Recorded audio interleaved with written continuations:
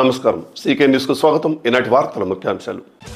ప్రమాదం ఎదురైనప్పుడు సమస్యను ప్రతిఘటించేలా బాలికలు మనోస్థైర్యం కలిగి ఉండాలి. జిల్లా న్యాయ ప్రాధికార సంస్థ సెక్రటరీ జడ్జి భారతి. తొలుత ప్రసంగించిన జడ్జి భారతి బాలికలపై సమాజంలో జరుగుతున్న అకృత్యాలు, అత్యాచారాలపై విపులంగా వివరించారు. అభయ ఫౌండేషన్ వ్యవస్థాపకులు శ్రీ శ్రీ శ్రీ బాలచంద్ర స్వామీజీ విద్యార్థులను ఉద్దేశించి ప్రసంగించారు. ఆత్మరక్షణకు సంబంధించి 10 రకాల అంశాలపై అవగాహన కల్పించారు. సామాజిక బాధ్యత, సామాజిక భద్రత, అమ్మాయిల జీవన విధానము, అబ్బాయిల ఎలా ఉండాలి అనే ఆలోచనలతో అభయ భవిత అనే కార్యక్రమాన్ని కాన్సెప్చువలైజ్ చేశాము. బృందావన్ సీనియర్ సెకండరీ పాఠశాలలో ఇవాళ అభయ ఫౌండేషన్ ఆధ్వర్యంలో అభయ భవిత కార్యక్రమాన్ని నిర్వహించారు. అభయ ఫౌండేషన్ సంస్థ వ్యవస్థాపకులు సిఎస్ బాలచంద్ర స్వామి జీవితం మనదే, జీవనం మనదే అనే అంశం మీద ఆడపిల్లలు సురక్షితంగా జీవించాలంటే పాటించవలసిన 10 సూత్రాలను వివరించారు.